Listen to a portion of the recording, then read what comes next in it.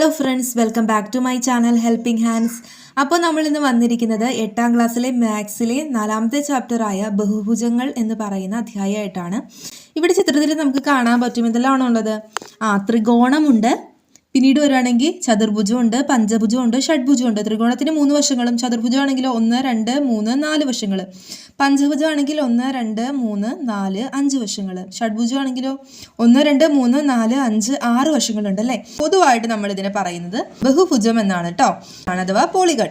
അപ്പോൾ ഈ പോളിഗണ് തന്നെ നോക്കി, ഇതിൻ്റെ എല്ലാ നീളങ്ങളും തുല്യമാണോ? അല്ലേ. ഈ താഴത്തേക്ക് വരുമ്പോൾ നല്ല ഭംഗിയിൽ കുറച്ച് ചിത്രങ്ങൾ കാണുന്നുണ്ട്. ഇതും എന്താണ്, ബഹുഭുജങ്ങളാണ്. പക്ഷെ ഇതിനെന്തൊക്കെയോ പ്രത്യേകതകളുണ്ട്.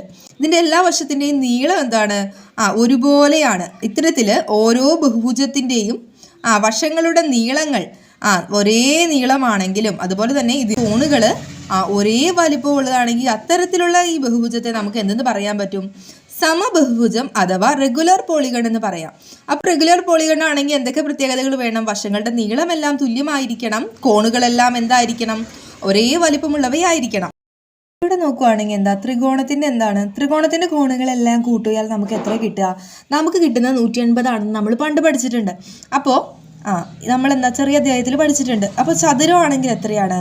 ചതുരമാണെങ്കിൽ ഓരോ കോണും എത്രയായിരിക്കും? 90 ആയിരിക്കും. അപ്പോൾ 4 കോണും കൂടെ കൂട്ടുമ്പോൾ എത്രയായിരിക്കും? 90 × 4 360. ഇവിടെ നൽകിയിരിക്കുന്ന ഒരു ചതുരമാണോ? അല്ലല്ലേ. ഇതെന്താണ്, ഒരു ചതുർഭുജമാണ്. അതായത് എത്ര വശങ്ങളുണ്ട്? 1, 2, 3, 4. ഇനി നമുക്ക് ഇതിനെന്ത് ചെയ്യാം? ഇതിനൊരു വികരണം വരയ്ക്കാം. എന്താ വികരണം? അടുത്തടുത്ത് 2 മൂലകളെ യോജിപ്പിക്കാതെ വരകളെല്ലാം വികരണം എന്ന് പറയാം. അതായത് അടുത്തടുത്ത മൂലകളല്ലാതെ യോജിപ്പിക്കുന്നത്. ഇവിടെ ഇതും അടുത്താണ്, ഇതും അടുത്താണ്. അപ്പം നമുക്ക് വികരണം വരയ്ക്കണമെങ്കിൽ എന്ത് ചെയ്യണം? അടുത്തടുത്ത മൂലകളല്ലാതെ യോജിപ്പിക്കുന്ന ഇത്തരത്തിലൊരു വികരണം ഇവിടെ വരച്ചിട്ടുണ്ട്, നോക്കിക്കേ. അപ്പോൾ ഇവിടെ നമുക്കപ്പോൾ എന്ത് കിട്ടി? ഈ ചതുർഭുജത്തിനെ 2 ത്രികോണങ്ങളാക്കിയിട്ട് നമുക്ക് കിട്ടി. അപ്പോൾ നമ്മൾ പഠിച്ചിട്ടുണ്ട് ത്രികോണങ്ങളുടെ എല്ലാം കോണുകളുടെ തുക എത്രയാണ്? 180 എന്ന് കിട്ടിയിട്ടുണ്ട്. അപ്പം ഇവിടെ 2 ത്രികോണങ്ങളുണ്ട്. അപ്പോൾ ഈ 2 ത്രികോണങ്ങൾ കൂടുന്നതാണ് എന്തെന്ന് പറയുന്നത്? ഈ കാണുന്ന ചതുർഭുജം എന്ന് പറയുന്നത്. അപ്പോൾ ഇതിൻ്റെ കോണുകളുടെ തുക എത്രയായിരിക്കും? അതായത് 2 ത്രികോണങ്ങളുടെ തുക എത്രയാണ്? 180 × 2. അപ്പോൾ എത്രയായിരിക്കും? 360 ആയിരിക്കും നമുക്ക് കിട്ടുക. ഇവിടെ നോക്കിക്കേ, അതായത് മനസ്സിലായോ? അതായത് ഒരു ത്രികോണത്തിൻ്റെ കോണുകളുടെ തുക എന്ന് പറയുന്നത് 180 ആണ്. ഇതിന് നമ്മൾ എന്താ ഒരു വികരണം വരച്ചപ്പോൾ നമുക്ക് 2 ത്രികോണങ്ങൾ കിട്ടി. അപ്പോൾ 2 ത്രികോണങ്ങളുടെ കോണുകളുടെ തുക എത്രയായിരിക്കും? 180 × 2 360 ഡിഗ്രി എന്ന് നമുക്ക് കിട്ടി. 1, 2, 3, 4, 5 വശങ്ങൾ. 5 വശങ്ങൾ പഞ്ചഭുജം. ഇതിന് നമുക്ക് അപ്പോൾ എങ്ങനെ കണ്ടുപിടിക്കാം ഇതിൻ്റെ കോണുകളുടെ തുക? നമുക്ക് ഇവിടെ എന്ത് ചെയ്യാം? ഒരു വികരണം വരയ്ക്കാനുള്ള ചാൻസ് ഉണ്ട്. ഒന്നെങ്കിൽ ഇങ്ങോട്ടോ വരയ്ക്കാം. എങ്ങനെ വരച്ചാലും എന്താണ്, നമുക്കൊരു ത്രികോണം കിട്ടും. ഇങ്ങോട്ട് നോക്കിയേ, ഇങ്ങനെ വരച്ചപ്പോൾ ഇവിടെ ഒരു ത്രികോണവും കിട്ടി. ഇവിടെ എന്ത് കിട്ടി? 4 വശങ്ങളുള്ള ഒരു ചതുർഭുജവും കിട്ടി. ചതുർഭുജത്തിൻ്റെ കോണുകളുടെ തുക നമ്മൾ എങ്ങനെ കണ്ടു? 180 × 2. അതായത് നമ്മൾ ഇങ്ങനെ ഒരു വികരണം വരച്ചായിരുന്നു അല്ലേ. 180 × 2 = 360 എന്ന് കിട്ടി. അപ്പോൾ ഈ 360ൻ്റെ കൂടെ നമ്മൾ എന്ത് കൂടെ കൂട്ടണം? ഇവിടെ ഒരു ത്രികോണം കൂടെ കിട്ടി. അപ്പോൾ അതിൻ്റെയും കൂടെ കൂട്ടുമ്പോൾ നമുക്ക് ഇങ്ങനെ പറയാൻ പറ്റും, 360 + 180 = 0. 8 × 6 = 14, 4 ശിഷ്ടം 1, 3 1 4 1 5. 540 ഡിഗ്രിയാണ് എന്തെന്ന് പറയുന്നത്. ഈ കാണുന്ന പഞ്ചഭുജത്തിൻ്റെ കോണുകളുടെ തുക എന്ന് പറയുന്നത് ഇവിടെ നമുക്ക് നോക്കാം. ഇനി ഇങ്ങോട്ട് പോരുവാണെങ്കിൽ ഈ ചിത്രത്തിൽ നോക്കുകയാണെങ്കിൽ ഇത് എന്താണ്? 1, 2, 3, 4, 5, 6 ഭുജങ്ങളുള്ളതാണ്. ഷഡ്ഭുജമാണ്. ഷഡ്ഭുജത്തെ നമുക്ക് ഇതുപോലെ തന്നെ ഒരു വികരണം വരച്ചു. അപ്പം നമുക്ക് എന്ത് കിട്ടി? ഒരു ത്രികോണവും കിട്ടി. പിന്നെ 1, 2, 3, 4, 5 ഭാഗമുള്ളൊരു പഞ്ചഭുജവും കിട്ടി. പഞ്ചഭുജത്തിൻ്റെ കോണുകളുടെ തുക നമ്മൾ എന്ത് ചെയ്തു? നമുക്ക് 540 എന്ന് കിട്ടി. പ്ലസ് എന്ത് കൂടെ കൂട്ടണം? എന്നാലാണ് ഈ ഷഡ്ഭുജം ആവുള്ളൂ. പ്ലസ് ഒരു ത്രികോണം കൂടെ നമുക്ക് കിട്ടി. ത്രികോണത്തിൻ്റെ കോണുകളുടെ തുക 180. അപ്പം നമുക്ക് എന്ത് ചെയ്തു? നമ്മളിത് 540 + 180 ചെയ്തപ്പോൾ നമുക്ക് എത്ര കിട്ടി? 720 ഡിഗ്രി എന്ന് കിട്ടി. അപ്പോൾ ഇതിനെ നമ്മൾ കണ്ട മൊത്തം കോൺസെപ്റ്റ് വെച്ച് നോക്കുകയാണെങ്കിൽ, നമ്മൾ ത്രികോണം പറയുകയാണെങ്കിൽ ത്രികോണത്തിന് 3 വശങ്ങളുണ്ട്. അപ്പോൾ എത്രയാണ് കോണുകളുടെ തുക? നമുക്ക് 180 എന്നറിയാം. ചതുർഭുജമാണെങ്കിൽ എത്ര വശമാണ്? 4 വശങ്ങളാണ്. അപ്പോൾ നമുക്ക് എന്ത് കിട്ടി? 2 180. നമ്മൾ എന്ത് ചെയ്തു? ആ ചിത്രത്തെ, ചതുർഭുജത്തെ 2 ഒരു വികരണം വരച്ച് 2 ആയിട്ട് സ്പ്ലിറ്റ് ചെയ്ത് 2 ത്രികോണമാക്കി.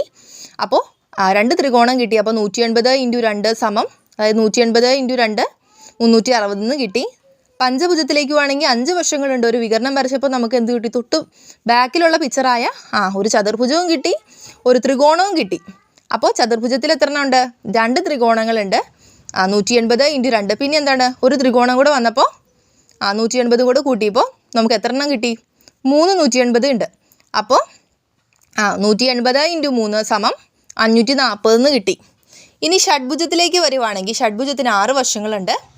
അപ്പോൾ നമുക്ക് ആദ്യം ഒരു ചതുർഭുജം കിട്ടി. ചതുർഭുജം ആദ്യത്തേന് കിട്ടി. രണ്ടാമത്തേന് നമുക്കൊരു പഞ്ചഭുജമാണ് കിട്ടിയത്. അപ്പോൾ പഞ്ചഭുജത്തിൽ എത്ര എണ്ണം ഉണ്ടായിരുന്നു? 180 × 3. പിന്നെ അതിൻ്റെ കൂടെ എന്തും കൂടെ കിട്ടി? ഒരു ത്രികോണം കൂടെ കിട്ടി, 180. അപ്പോൾ 180 × 4 = 700. എത്ര കിട്ടിയത്? 720 എന്ന് കിട്ടി. ഇനി ഈ കോൺസെപ്റ്റ് അനുസരിച്ച് ഒരു ബഹുഭുജത്തിലെ കോണുകളുടെ തുക കാണാനായിട്ട് ഈ വശങ്ങളുടെ എണ്ണമില്ലേ അതിൽ നിന്ന് 2 കുറച്ച് അതിനെ 180 കൊണ്ട് ഗുണിച്ചാൽ കിട്ടുന്നതാണ്. അതായത് നമുക്ക് എളുപ്പത്തിൽ പറയുകയാണെങ്കിൽ ഇനി നമുക്ക് ഇങ്ങോട്ട് പോവാം. ഒരു ത്രികോണത്തിന് എത്ര വശങ്ങളുണ്ട്? 3 വശങ്ങളുണ്ട്. അപ്പോൾ അതിൻ്റെ കോണുകളുടെ തുക കാണാനായിട്ട് നമുക്ക് ആദ്യം എന്ത് ചെയ്യണം? ഒരു 180നെ നമ്മൾ എന്തുകൊണ്ട് ഗുണിക്കണം? വശങ്ങളുടെ എണ്ണത്തിൽ നിന്ന് 2 കുറച്ചതിനെയും കൊണ്ട് 180നെ നമുക്ക് ഗുണിക്കണം. വശങ്ങളുടെ എണ്ണത്തിൽ നിന്ന് 2 കുറച്ചാൽ 1 കിട്ടും.